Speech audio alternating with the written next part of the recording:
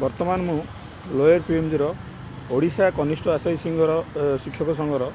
बर्तमान आमरण अनशन स्थल अच्छी। तो बर्तमान आमर जो ओजेटार 12 तारिख रे जो रैली होता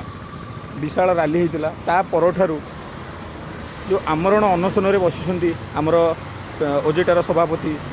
श्रीयुक्त धनंजय सार। तो बर्तमान सी माने आज पर्यटन एपर्यंत भी से उपास बसुँच सी कौन एत उत्सर्गित कर ओजेटार जो जी आस्पिरांट्स अच्छा से आमपाई कौन एत उत्सर्गित अच्छा बर्तमान बुझा आम आज्ञा सर जिते दूर आम जाचु जे आप काली ठारू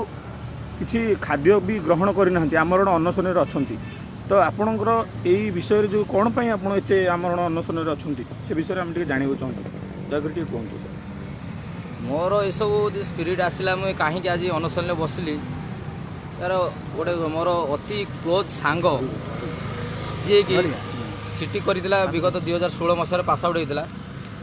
पास आउट पर 2016 पोस्टिंग से पाई ना कहीं डिस्ट्रिक्ट सिलेक्शन से पाई ना कारण जो कौन सी पोस्ट बाहर ना पोस्ट न बाहर विभिन्न प्रकार चाप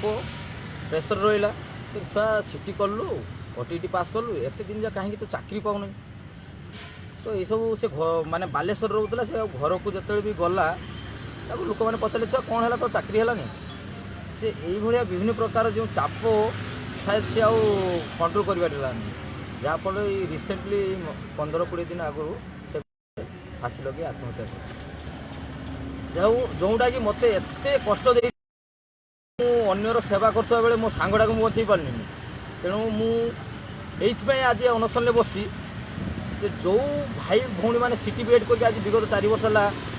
अनएम्प्लॉयमेंट किसी करी मो मन भाई से गोटे दृढ़ गोटे शक्ति माने गोटे एनर्जी आसला तो मुझे किसी करी भाई मान करी से प्रोफेशनल कोर्स कर कौटी जापारना जहाँफल मु आज किसी करी सेमानकर भविष्य उज्जवल हम परिवार भल सुख शांति फेरी आसो बोली मोर यही मोटिवेट नहीं आज लोयर पीएमजी रे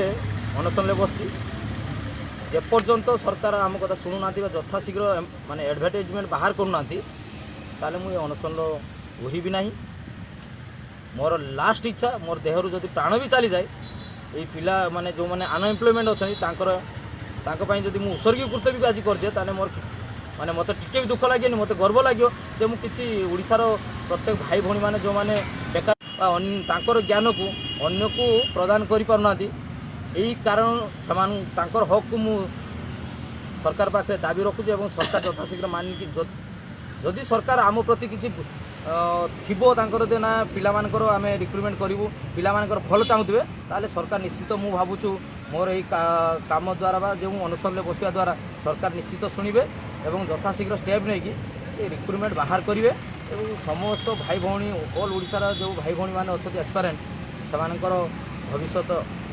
भल रहा परिवार को भल रखे बोली मोर आशा तेणु ये तो मत प्रेरणा मिली महात्मा गांधी पाखु अहिंसा नीति में तेणु अहिंसा नीति ही अनशन बसी तेणु देखा जाऊ सरकार केते मो कथा शुणुंट भाई मान दुख कौन बुझुं। जय जगन्नाथ जय जगन्नाथ।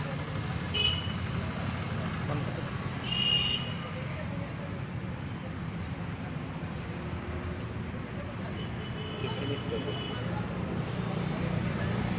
कौन